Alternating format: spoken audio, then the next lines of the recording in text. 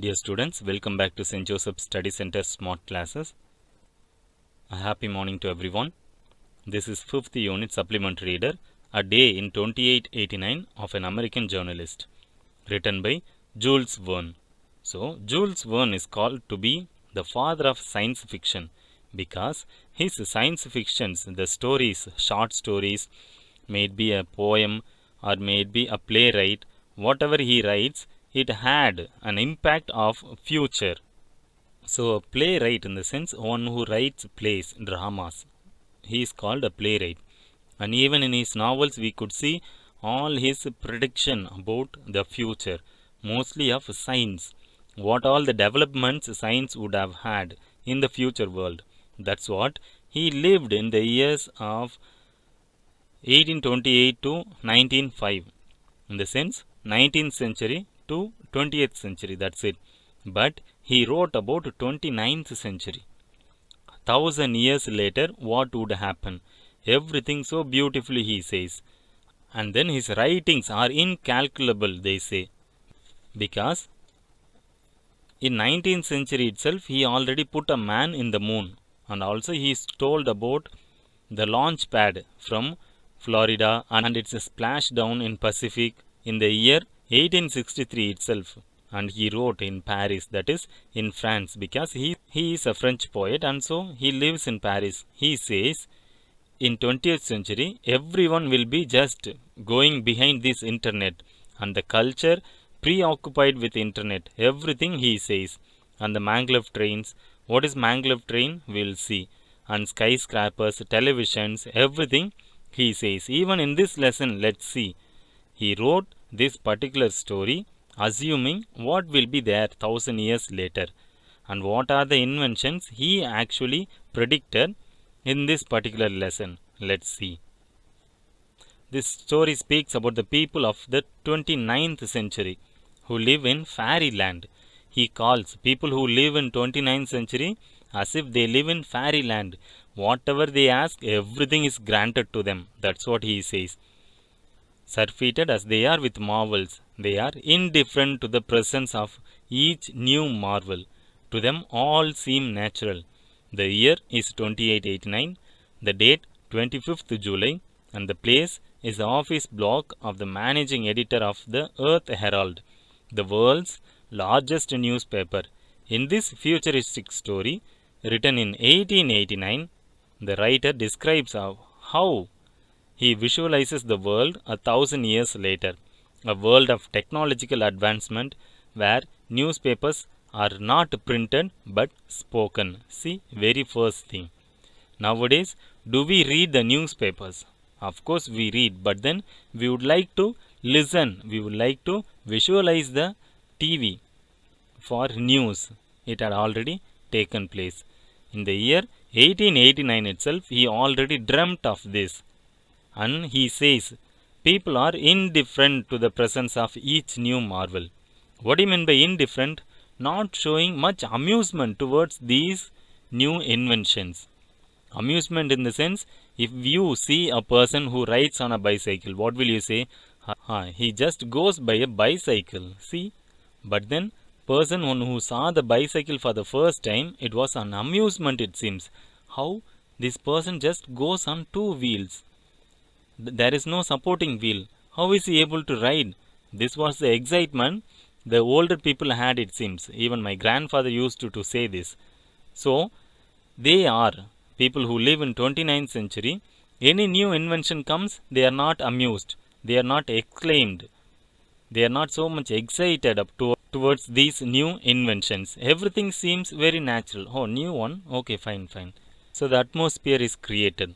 Where is this? This is office block of a managing editor of the Earth Herald newspaper. It's the world's largest newspaper, it seems. So, even 2889 people are still buying newspapers. And he says it's the world's largest newspaper.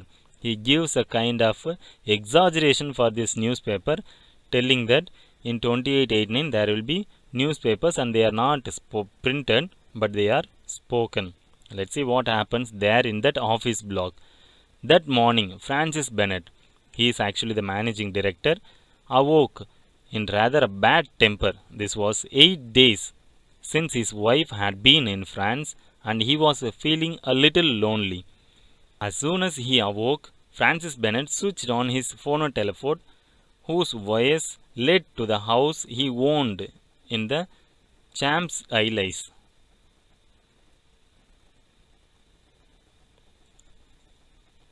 In the Champs-Élysées, the telephone, completed by the telephone, is another of our time's conquest.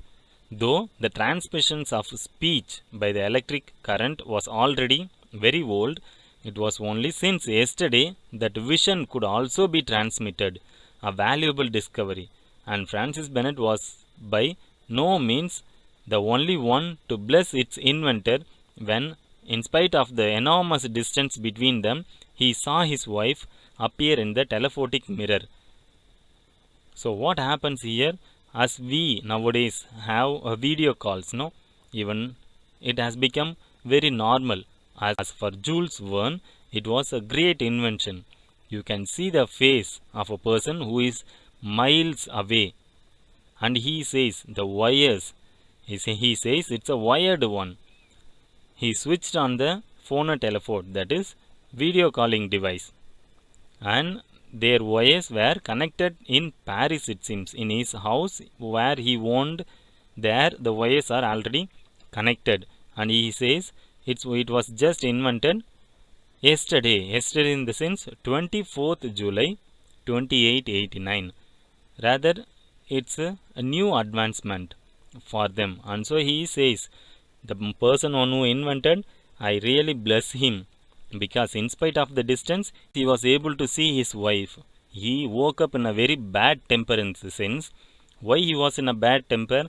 For about 8 days he couldn't see his wife, it seems. Even this has changed, he says. Who? Jules Verne. And his wife calls Francis. Dear Francis. His name, spoken by the sweet voice, gave a happier turn to Francis Bennett's mood. He quickly jumped out of bed and went to his mechanized dressing room.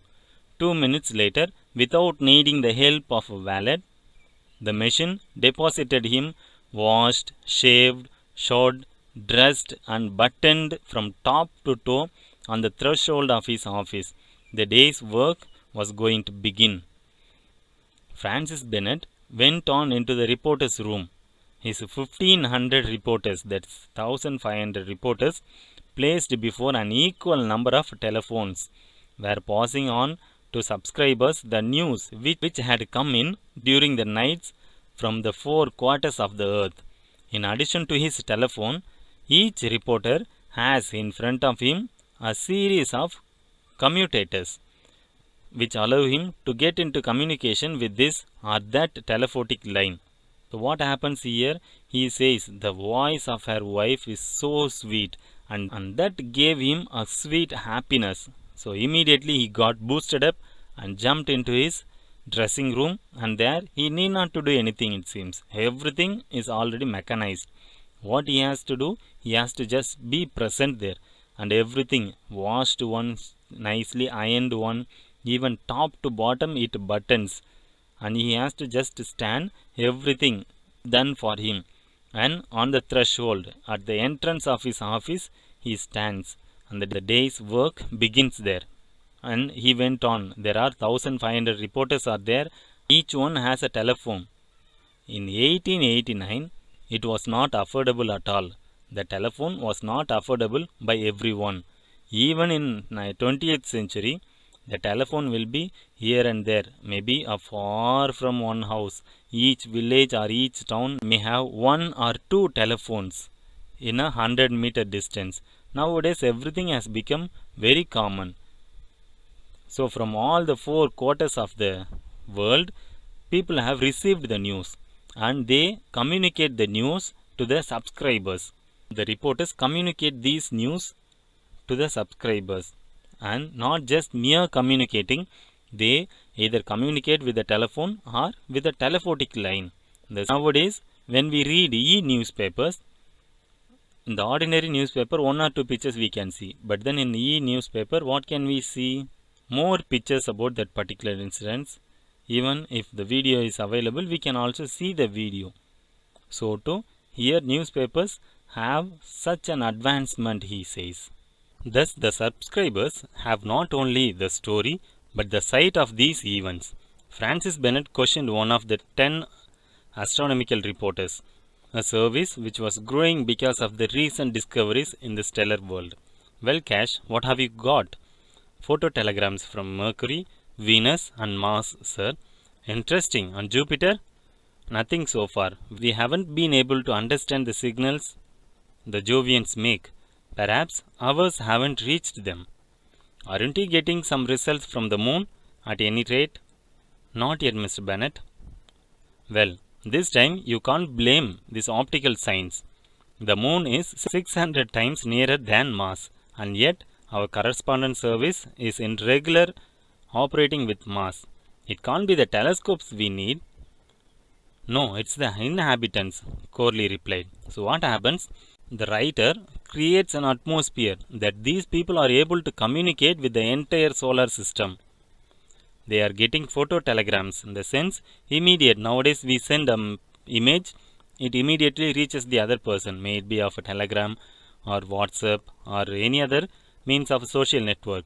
That's what Jules Verne says in 1889 itself. Photo telegrams from the other planets like Mercury, Venus and Mars. He says, how about the Jovians? See, Francis Bennett asks it seems Jovians, people who live in Jupiter. They are called Jovians. He creates a name. He keeps a name. How about these people? And Cash says, we are not able to reach them. Maybe our system might not be able to reach these Jovians. Only then, Francis Bennett says, we are able to receive messages, photo telegrams. We are able to be regularly in touch with Mars. And yet, moon we are not able to reach. In the sense, what is the matter? It's not because of the telescope. It's because of the inhabitants, Corley says. How advanced these people are. Are we getting all these updates from Mars? Only now we are able to receive the images from Mars. And he has gone beyond than that, because he speaks of the world 2889. You dare tell me that moon is uninhabited? One of the face it turns towards us. At any rate, Mr. Bennett, who knows whether on the other side? Well, there is a very simple method of finding out, and that is to turn the moon round. And that very day, the scientists of the Bennett factory started working out some mechanical means of turning our solar light round. So he says, do you mean to say that there are no people on the moon? Of course, people are there. Then Corley replies, our place, the moon that faces our place, our side, might not have any people. People might have been living on the other side. I have found a solution. That means we have to turn the moon round, he says. Francis Bennett says we have to turn the moon round, in the sense not turning the moon itself. Go to the other side of the moon. From that moment onwards, people, these astronomical people, started working any mechanical means of turning the satellite into the other orbit. Once you fix a satellite on one orbit, you can't change its orbit. To fix that in that particular orbit itself, we are trying a lot. We are struggling a lot. And Jules Verne says, you have to turn the orbit. You have to change the orbit to the other side of the moon. How interesting it is. See, still we are working on a case called reusable launch vehicle. Every time we launch a satellite, we are creating a new launch vehicle. With that satellite, it goes off. And still we are finding the means of creating a reusable launch vehicle. Once we create a launch vehicle, once we send a satellite to the outer space, and with the same launch vehicle, we can send another satellite, another one, like that. We should be just reusing. Dr. Abdul Kalam dreamt of this, and still we are striving hard to have the reusable launch vehicle. But Jules Verne says they are going to change the entire orbit of the satellite, that it would face the other side of the moon. Let's see what else he says. On the whole, Francis Bennett had reason to be satisfied. One of the Earth Herald's astronomers just had determined that elements of the new planets Gandhini. It is at the distance of 12 trillion 841 billion 348 million and 284,623 meters and 7 decimeters. This planet describes its orbit round the Sun in 572 years and 194 days, 12 hours, 43 minutes and 9.8 seconds. Francis Bennett was delighted with such precision. "Good," he exclaimed. "Hurry up and tell the reportage service about it. You know what a passion the public has for these astronomical questions. I'm anxious for the news to appear in today's issue." The next room, a broad gallery, about a quarter of a mile long, was devoted to publicity, and it well may be imagined what the publicity for such a journal as the Earth Herald had to be. It brought in daily average of $3 million. Here, it's very interesting. They have discovered a new planet, it seems, and Jules Verne had already named that planet, named Gandhini, and see where it is located and how much time it takes to revolve around the Sun. Everything in minute one. To denote this accuracy, he has put 0.8 seconds and 7 decimeters, all these to denote the accuracy. And Francis Bennett was so excited to hear about this precision, precise location and very accurately monitored the orbit. And he was so happy, though he was upset responses that he didn't get from Jovians. He was now happy with this information. And there is next to the room, he has a broad gallery just for advertisement, just for publicity itself, and he gains commendably good money in this publicity, in this advertisements. What sort of advertisement is it? Let's see. They are gigantic signs reflected on the clouds, so large that they can be seen all over the whole country. From that gallery, 1,000 projectors were unceasingly employed in sending to the clouds, on which they were reproduced in color, these inordinate advertisements. So, advertisements were telecasted to the cloud. They kept the cloud as the canvas and started projecting the advertisements on the cloud. So, in a particular country, any person can just see this advertisement on the cloud. Nowadays, moving vehicles, we have advertisements. Even human carry lighted pamphlets on their back just for advertisements. And in the TVs, in the mobile phones, we have advertisements. See the advancement. 1,000 projectors just keep projecting to the cloud, and that every human being can see that advertisement. What an imagination Jules Verne has, see.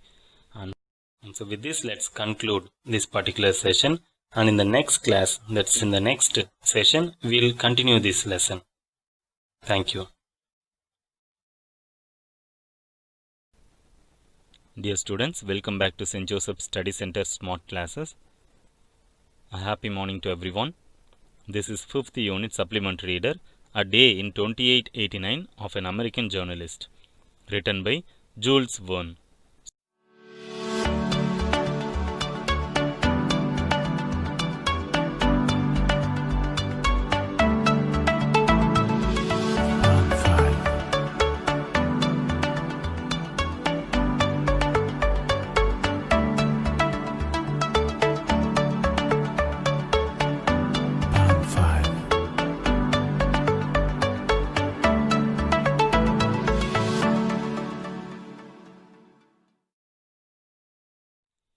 At that moment, the clock struck 12.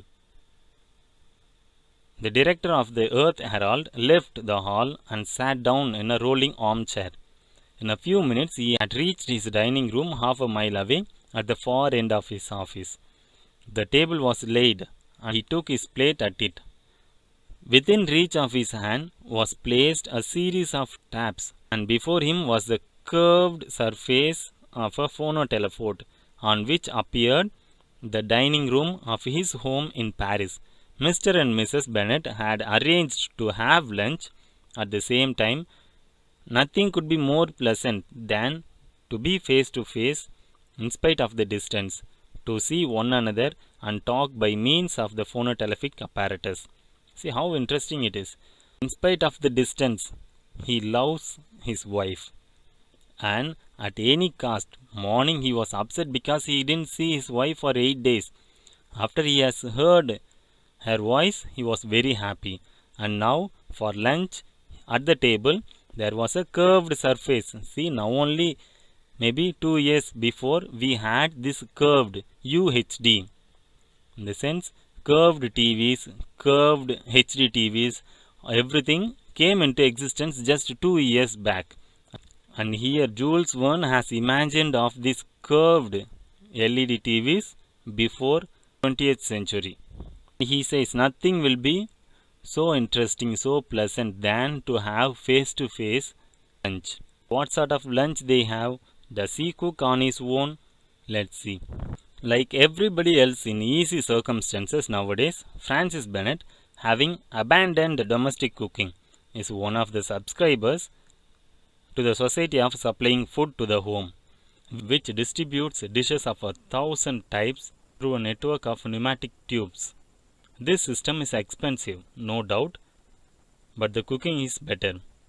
So not without some regret, Francis Bennet was lunching in solitude. He was finishing his coffee when Mrs. Bennet, having got back home, appeared in the telephone screen. So what is happening here? Like everybody else, in the sense, it has become a common. Everyone just subscribes for the Society for Food Supply. They pay a particular amount for a month or for a week or for a whole year, something like that. They subscribe for it and they deliver dishes. Nowadays we have Swiggy, Zomato and Uber. So many food delivery apps are there. Services are there. So here what the author says is they deliver in pneumatic tubes. If you go to hospitals, a particular test has to reach 3 floors apart from where you are. They immediately send the samples through such vacuum tubes. They press the button where it has to go and immediately in no second it reaches them. And after the result also just reaches you where you are. You could see these pneumatic tubes, vacuum tubes operation using this in hospitals. Here he says they use this particular method to deliver food to your house, food to the place where you are. See how imagination goes. And he was ready there. Very soon Mrs. Bennet also joins him. And what happens next? When he had finished his lunch, he went across to the window. Where? His arrow car was waiting. Where are we going, sir? Asked the arrow coachman. Let's see, I've got time. Francis Bennet replied. Take me to my accumulator works at Niagara. The arrow car shot across the space at a speed about 400 miles an hour. Below him were spread out the towns with their moving pavements, which carry wayfarers along the streets. The countryside covered as though by an immense spider's web by the network of electric wires. Within half an hour, Francis Bennet had reached his works at Niagara, where, after using the force of the cataracts produce energy, he sold or hired it out to the consumers. Then he returned by way of Philadelphia, Boston and New York to the Centropolis, where his arrow car put him down about 5 o'clock. So what is going on here? He had to take not a taxi, not his own car. He has arrow car, something private flight or private jet like. He has to just call that man as an arrow coachman. Immediately he goes there and his arrow coachman asks, where are we going, sir, now? Then arrow coachman says, I have plenty of time, so take me to Niagara. And what was the work going on there? With cataracts they are producing energy, it seems. They sell and they make money out of it. This is what Francis Bennet says. And they reach the place just in half an hour's time. How interesting it is. See, Niagara Falls is in Canada. Okay, even through a jet flight, one can reach Niagara Falls from New York. It takes 1 hour 7 minutes. But he says through Aerocar how advanced it is. They reach Niagara within half an hour. Nowadays itself it takes 1 hour 7 minutes, but he imagines that they reach by 30 minutes. So after having completed his work there, he returns through Philadelphia, Boston, New York to Centropolis. So in our book, Centropolis is nowadays called as New York, they say. And he was there in his office by 5 o'clock. What happens next? The waiting room was of the Earth's Herald was crowded. A careful lookout was being kept for Francis Bennett to return for the daily audience he gave to his petitioners. Among their different proposals, he had to make a choice, reject the bad ones, look into the doubtful ones, and welcome the good ones. He soon got rid of those who had only useless or impracticable schemes. A few of the others received a better welcome, and foremost among them was a young man whose broad brow indicated a high degree of intelligence.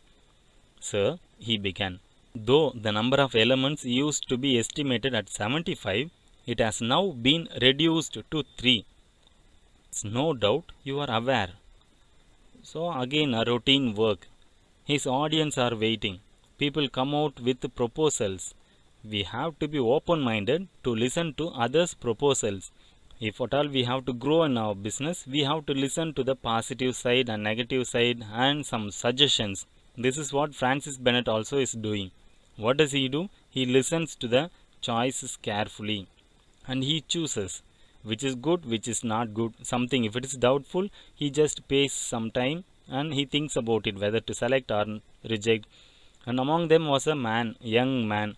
So by looking at his keen eyebrows, in the sense how interested he is, how keen he is, by looking at the eyes itself, he was able to find he has a high degree of intelligence. So the elements, he has reduced the elements from 75 to 3. And he says, you are aware of it, sir? Perfectly, Francis Bennett replied. Well, sir, I am on the point of reducing the 3 to 1. If I don't run out of money, I will have succeeded in 3 weeks.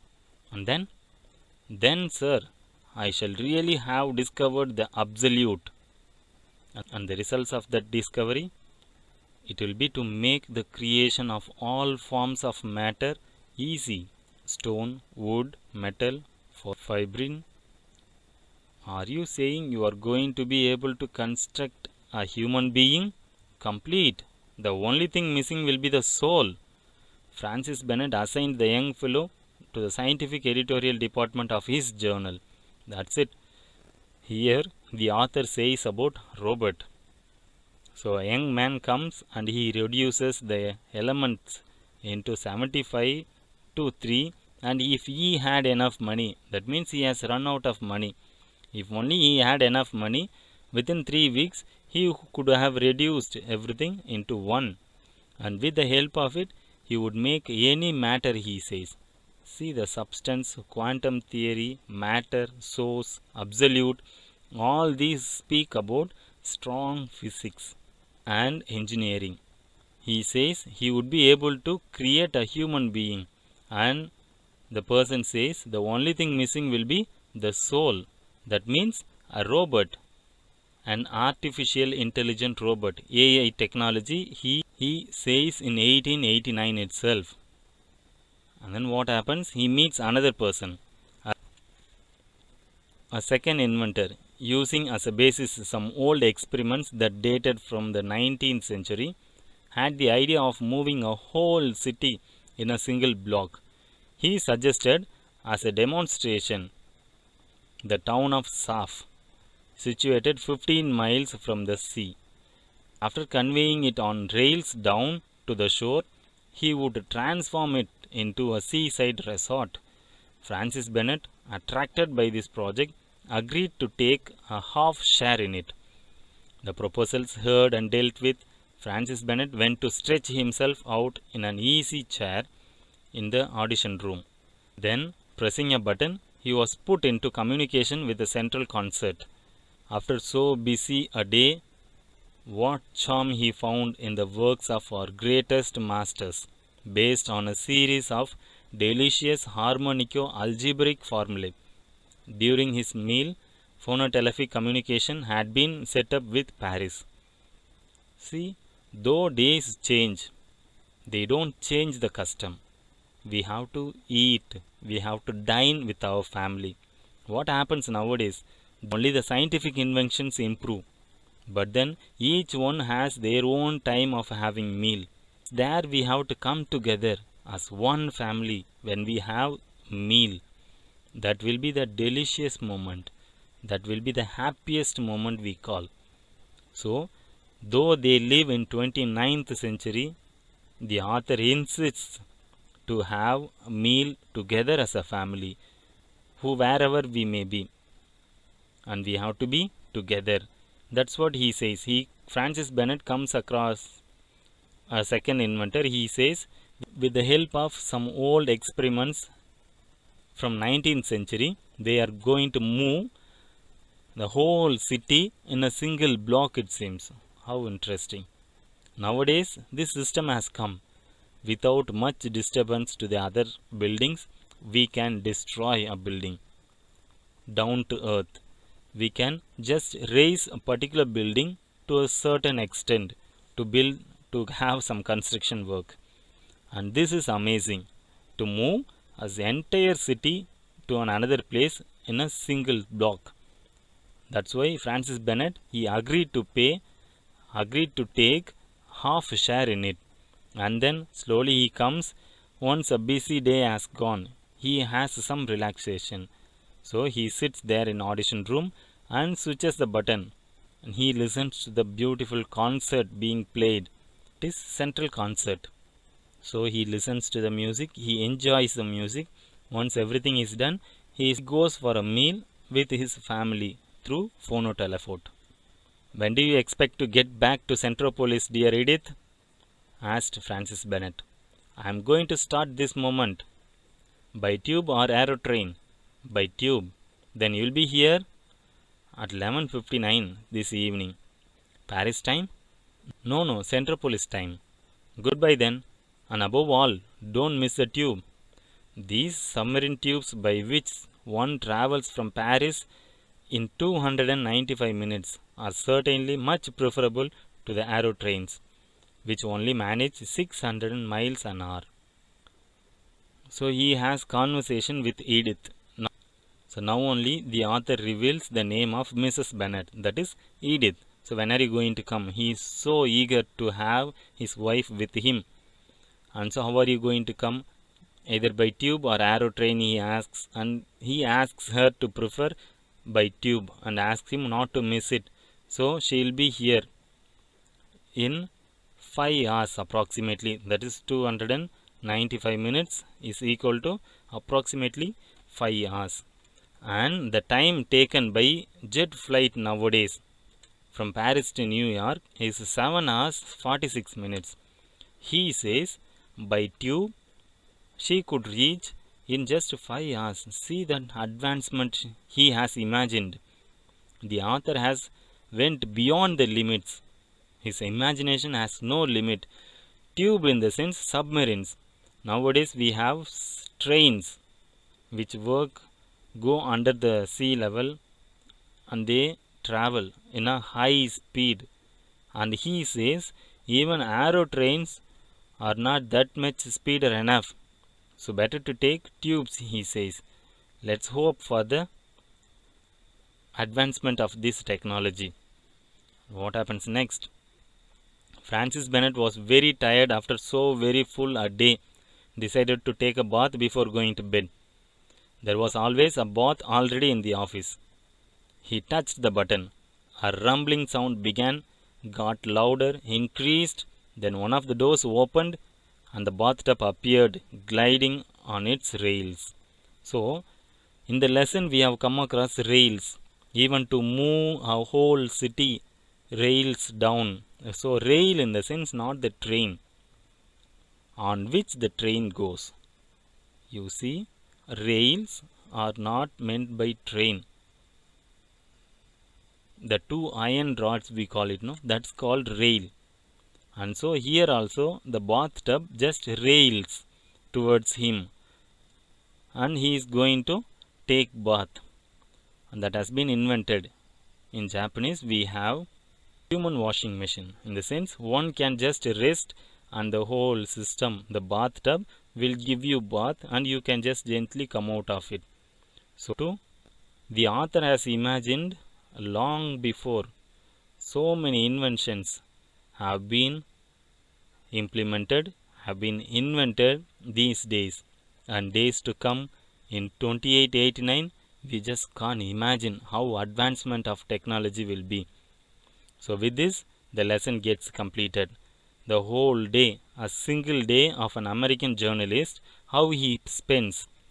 We can't say he lives in a cozy, that means a comfortable life. No, he works hard. Starting from morning till night, till evening, he works hard. Not even a single minute he takes lethargically. He doesn't waste even a single minute. Whenever he gets time, he gets himself boosted up. He keeps himself very busy, that the whole day he spends without any distractions. How are we in these days? If we get 5 minutes time, that's it. We go either sleep, waste time, either play games, waste time. The advancement of technology should always be a constructive one, not a destructive one. Let's have a small recap of this particular lesson. So Francis Bennett was the editor of Earth Herald newspaper, the world's best newspaper. He spoke with his wife through phonotelephone. He got up and went to his mechanized dressing room.